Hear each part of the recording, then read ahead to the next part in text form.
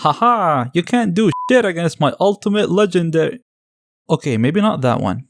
Haha, you can't do shit against my ultimate legend. Nope, not that one either. Nor that. Nope.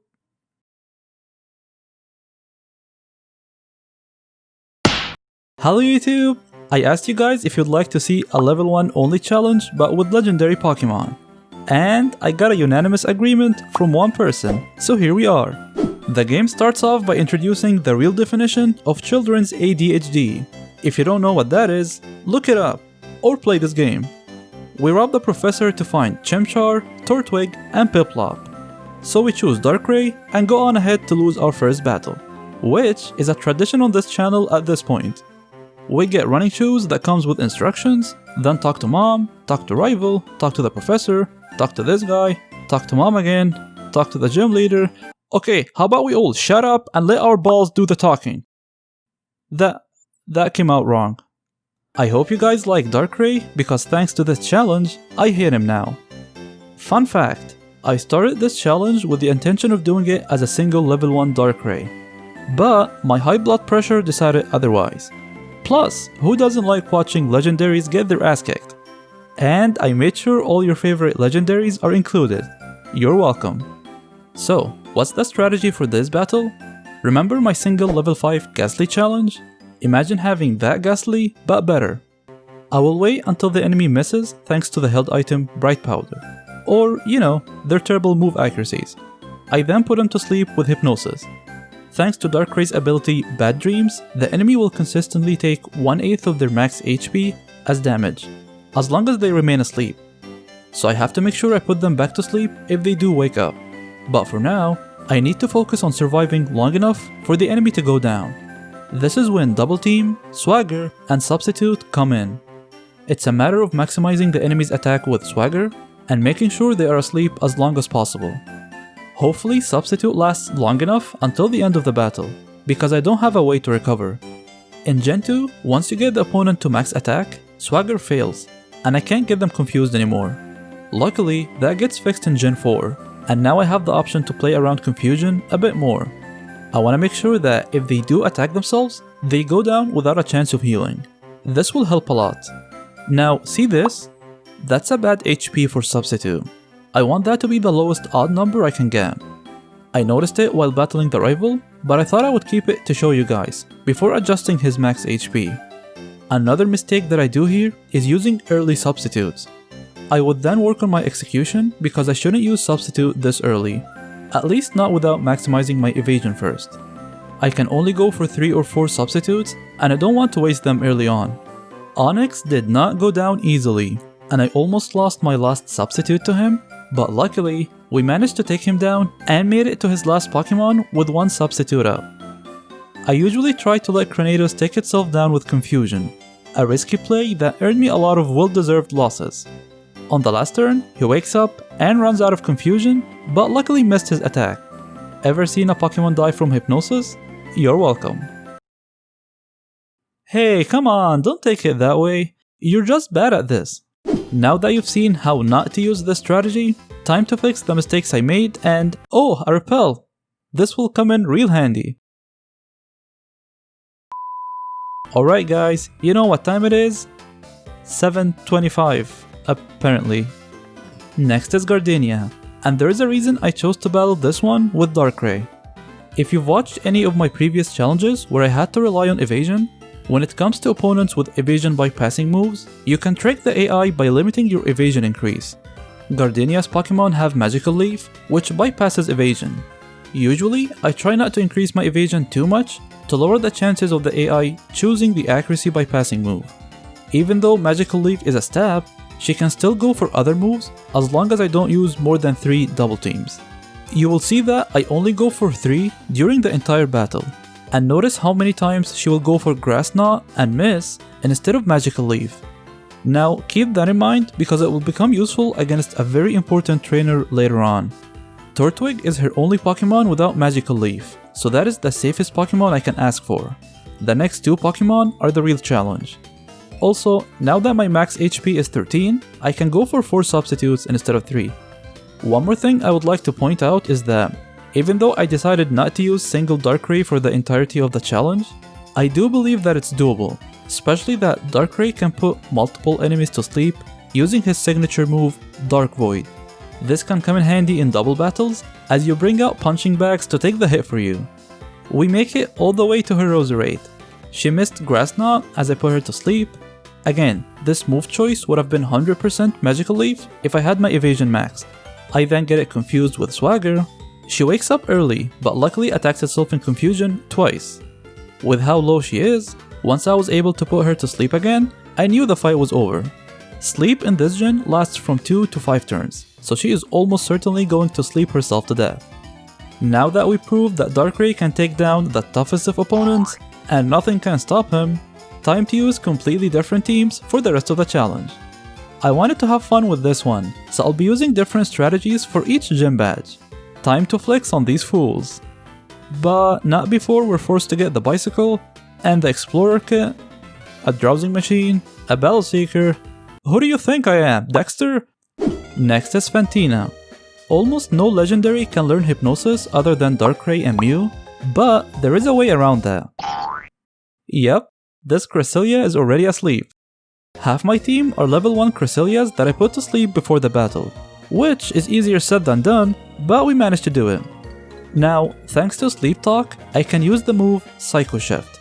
Unlike Hypnosis, most Pokemon who learn this move are legendaries. Psycho Shift passes any major status condition the user has to the enemy, while curing the user from it. So after the opponent missed their attack, I can put them to sleep while waking up myself. This is just the start. Next, I switch to Celebi while the opponent is asleep, and I start by using Leech Seed. If I manage to get to the next turn after Leech Seed, I know that the opponent is dead. Why is that? Because Celebi knows Substitute and Protect. All I have to do now is switch between these two until the Pokemon goes down to Leech Seed. Thanks to the healing from it, I can go for Substitute for as long as I want, since I'm not running out of HP anytime soon. This goes on until her Duskull goes down, even after she heals it. So, now what? On the last turn, I let him break my Substitute as I go for Trick Room. I don't need to go first with Celebi, but this is a setup for my next Pokemon. After we both go down, I bring out a second sleeping Cresselia, but this time I can go first. One Sleep Talk into Psycho Shift later, and the opponent is off to bed. Now I get a chance to bring out another Celebi to repeat this all over again. Now keep in mind that there is one important difference between this Celebi and the one before it. I'm sure only the smartest of you have figured it out, but unlike the previous Celebi, this one is not dead. The rest is straightforward from here on out, once you've figured out how the strategy works. Fantina only heals her first Pokemon, so I don't have to worry about her Pokemon getting healed, except for her Miss Magius's berry. For some reason, I died so many times on her last Pokemon. I'm not sure why, but it kept waking up after the second turn. I even had to check her ability online to make sure it's not early bird or something. But eventually we take her down. I keep getting requests to do a no XP challenge. What is EXP? Is it a strong Pokemon? I still hate this Pikachu. For the next gym, I will also rely on Leech Seed. Can you guess another legendary Pokemon that can learn it? I start off with Shroomish that has the ability Effect Spore, which has a chance to cause burn, poison, or sleep to the opponent. So this time, I don't want the opponent to miss, I actually want his attack to land. I will only be resetting because I want her Meditite to fall asleep from Effect Spore. So, what does that do exactly? A few things. 1. Her Meditite always starts with Fake Out, so no matter what, it will always take down one of my Pokemon. This way, I get use out of that turn. 2. I put her Pokemon to sleep to switch safely into the next one. 3. I gave Shroomish the held item Sticky Barb before the battle. Once a Pokemon attacks another Pokemon holding Sticky Barb with a contact move, it switches over. So now, her Meditite is holding Sticky Barb. This item deals damage to the holder every turn. Ever seen someone get so messed up from attacking once? Next, I will switch to Shaman, use Substitute while Meditite is asleep, and then try to raise my evasion by the time she goes down to Sticky Barb. This is the hardest part in this battle. After I get past it, the rest is easier. Next is her Lucario. I get Leech Seed up as she misses Drain Punch. Once I get to her Lucario with Leech Seed, all I need to do is switch between Protect and Substitute. And just like the previous battle, because I'm getting healed, I can go for Substitute more often. I repeat the same thing with her Machoke, and with that, we take the fighting gym leader down. Yeah! Okay, that floor was already broken. Next, I get the Itch and Fly and head towards the 5th gym as I plan my next strategy. I was able to come up with 3 brilliant strategies for him. All of them failed, thanks to his stupid Floatzel with his priority attack, Aqua Jet. So, we're back to using Darkrai for this one. That gym leader took so long, I had to take a break from the challenge to work on an even harder challenge, but that's for a future video. We now have 5 badges. Time to prepare for the next gym. I got Shaman to 1 HP thanks to Focus Sash and the self-exploding Geodudes at Iron Island. This video would not be complete without the next team, because what's a legendary Pokemon challenge without a Mew? Let's see how this one goes. I start off with Mew, waiting for the enemy to miss. Luckily, Flash Cannon has a terrible accuracy of 100%, but once I get a chance to attack, I go for Trick Room. This gives me another turn to attack before I die. And I go for Hail. Why would a normal human being decide to waste his last turn on Hail? Because I have 4 Shamans at 1 HP that know Endeavor. Endeavor is a move that sets the opponent to the same HP as the user. This means I get to lower his team to 1 HP while Hail is running. And thanks to Trick Room, I go first for the next 3 turns. By the way, Mew can also learn Endeavor, and I could have used a team full of Mews instead of using Shaman again. But it turns out that I can't because that changes the Pokemon order. And Byron brings out his Bestia... I have no idea how to pronounce that Pokemon's name, but he brings it out second if I use Mew. And I need it to be last, as you will see why soon. Mew learns both Sandstorm and Hail, but Hail is the right option here since his Pokemon don't get affected by Sandstorm. I take down his Magneton and Steelix, and only his last Pokemon is remaining. Now, the reason I wanted it last is because he has a held Cetrus Berry that recovers him when he goes down to 1 HP. But watch this last part. You would think I die here and the battle is over because I don't have Hail or Trick Room up anymore, right? Clearly you underestimate the AI's stupidity, because he decides to heal. Yup. This still doesn't win me the battle because I can get him back to 1 HP the next turn, but what do I do after?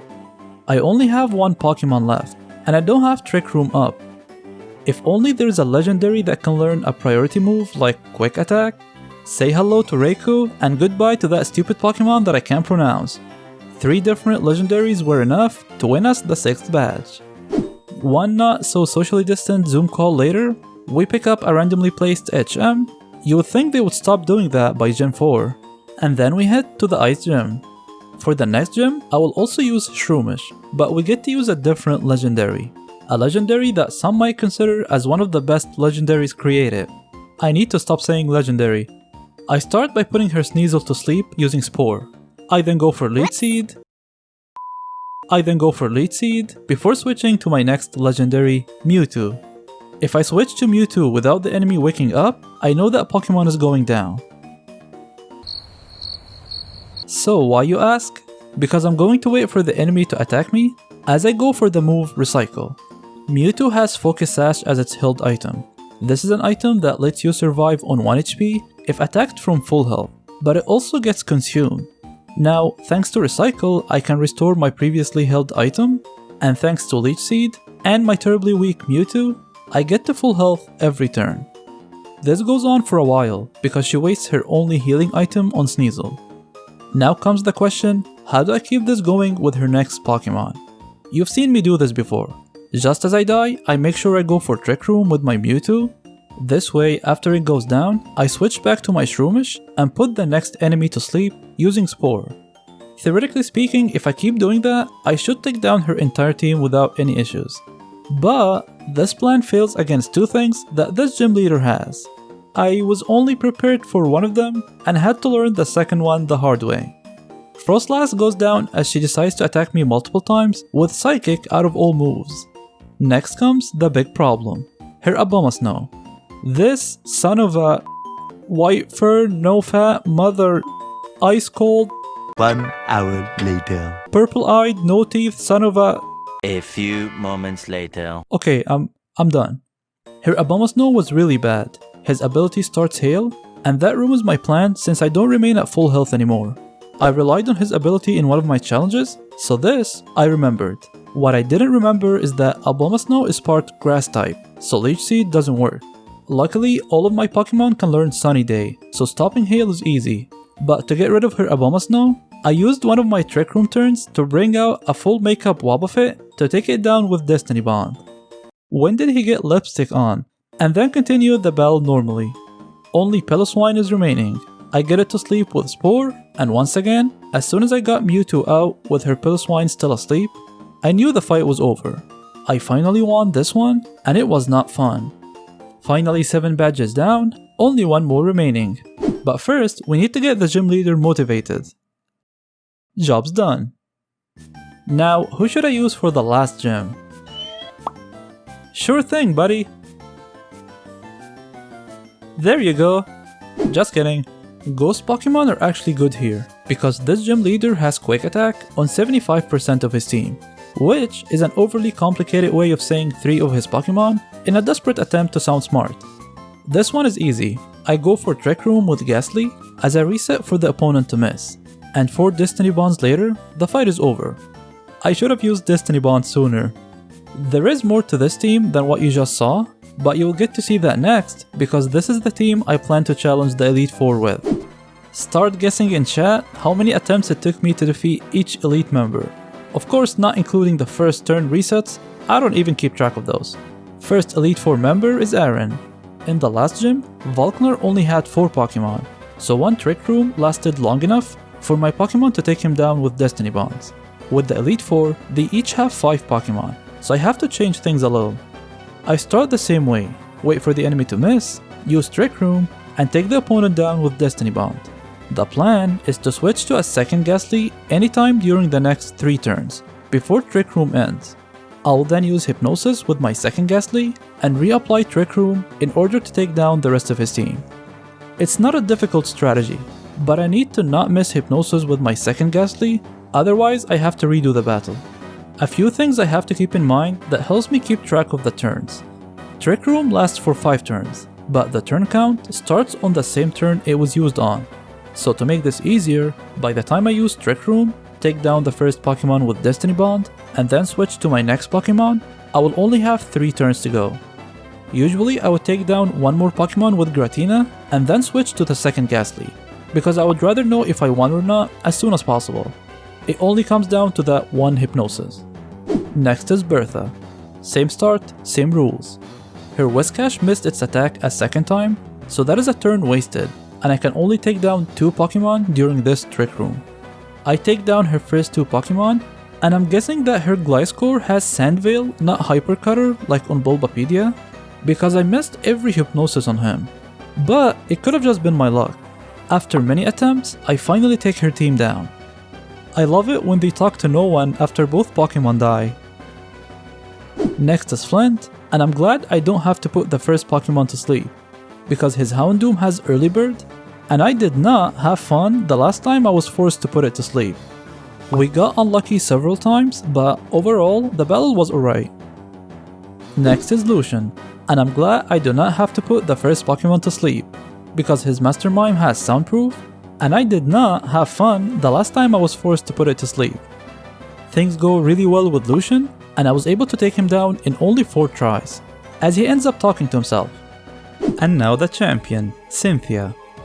Alright, playtime is over. Time for Darkrai to finish what he started, so we're taking this one solo. Cynthia's about to go down. Cynthia's about to go down. After so many attempts, I realized that my best bet with Cynthia is to take her Pokemon down as soon as possible, so I had to make a small change to my moveset and replaced Swagger with Nightmare. One of the reasons behind that decision is her Spirit Tomb's ability, Pressure. I ran out of power points multiple times when I tried other movesets, and all it takes is for me to run out of Hypnosis, and the battle is over. Let's start with even more bad news. Cynthia heals 4 times, so just like Red, we're dealing with 10 Pokemon here, not just 6. I can get lucky and kill one of her Pokemon before she heals it, but I don't have control over that. My start is the same. I rely on Bright Powder to start off the battle, as I put her Spirit Tomb to sleep. Once that happens, I go for Nightmare. With Nightmare and Bad Dreams damage, I know I have exactly one turn before Cynthia heals it, and I usually go for Double Team during that turn, because the turn after, I'll have to put it to sleep again. Now, watch this bug. If I put her Pokemon to sleep on the same turn she gets cured on with Full Restore, Nightmare will not be cured, and I won't have to reapply it. I'm pretty sure that shouldn't be the case, but I could be wrong. That move has been bugged since Gen 2. Now, some of you might call that cheating, but I try and take advantage of this bug as much as I can. I'm saving 2 turns in one. Sue me. If you've seen me do this before, you know I like to start with risky plays early, so I don't waste Substitute on her first Pokemon. I will wait just before Spirit Tomb dies to use it, and before that, I'll try to go for double teams. With how fast I take her down, I know I can only get 2 or 3 double teams max, which is perfect. Limiting my evasion will come into play right as her second Pokemon comes out, because next is her Lucario. Watch how important this is. Lucario will only ever go for 2 moves, Extreme Speed or Aura Sphere. The AI knows that it can take me down easily with my low HP, so it wants to prioritize the high priority move Extreme Speed, and I want to bait it into it, because then I have a chance to avoid it, as you can see here. However, if I go for more than 3 double teams, it will go for Aura Sphere every time. 2 double teams were enough to bait his Extreme Speed, help me dodge it twice, and saved my Substitute. Things get even better, and he sleeps long enough that it died in one sleeping cycle. My last Hypnosis was not needed there, and even though I could have gone for a 3rd double team while he was asleep, I didn't. Why is that? Because her next Pokemon is even worse, and I have to keep my double team count at 2, not 3. Say hello to Togekiss. That thing doesn't have 1, but 2 evasion bypassing moves, Aura Sphere and Shockwave. After playing around for a while, I learned that if I keep my double team at 2, Togekiss has a chance of going for any of its 4 moves.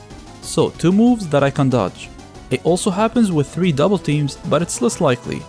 Also, this could be a coincidence, but back when I had Swagger, if I start with it, Togekiss would never use Aura Sphere or Shockwave. I don't actually think it's related, but I thought it's an interesting thing to share. Togekiss is the halfway mark and the last reason I have to keep my double teams limited. And that's why I usually try to maximize my evasion after I put it to sleep, just to get ready for the next 3 Pokemon. So far, everything is going really well for me, but just as I say that, Togekiss barely survives on 1 HP, so Cynthia gets a chance to heal it. Plus, I missed Hypnosis and failed to reapply the Nightmare bug. And because my evasion is now high, Togekiss goes for Aura Sphere, which guarantees that I lose my Substitute. If I had missed the second Hypnosis, this fight would have been over. Luckily, I was able to get back on track, and by the time her Togekiss went down, I was at max evasion, but without a Substitute. Great, only half her team is remaining, ranging from level 58 to 62, but I've been through worse. Now, here's the deal with Roserade. I don't actually get to fight her yet, because she has Natural Cure, which means as soon as I put it to sleep, she will switch her out, and I need to land Hypnosis once again on the Pokemon she chooses to go for after. Whether the next Pokemon is Milotic or Garchomp, I don't know. Her behavior is not consistent there. Luckily, there isn't anything special about them, and they both get healed, so I just go for the exact same thing. Milotic wakes up after 2 turns, right as I get my Substitute back up. You have no idea how scary it is going without Substitute, and I've been without one for about 7 or 8 turns now. I then not only failed to get the Nightmare bug, but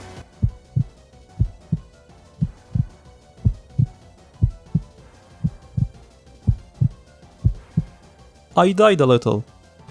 Who would have thought that taking down the champion with a single level 1 Pokemon would be that difficult? The good news is she doesn't wake up and goes down. Next is her Roserade, but we all know better. I'll just put her to sleep and wait for Garchomp. Easy, right?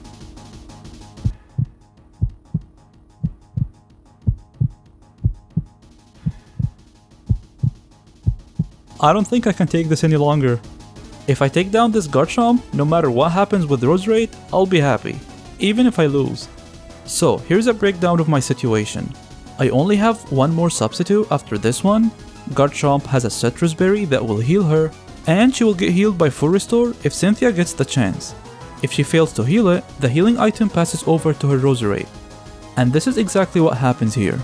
The healing from citrus berry made Garchomp die without full restore, and I finally made it to her last Pokemon. I am telling you right now, I don't know how many attempts this took. It took me over a week just battling Cynthia. That is even longer than it took me to defeat Red. I was that unlucky with her. I land Hypnosis on the first turn, and finally, I got that thing to sleep with its stupid ability. Honestly, I shouldn't be talking about stupid abilities when I'm playing with Darkrai, but you get the point. 2 sleeping turns is all I need. Cynthia never gets a chance to use her last healing item, and with that, I finally take her down with 1 substitute left to spare. I can't believe it went that well in the end. I hope you guys enjoyed this one, because I sure didn't. And see you guys next time.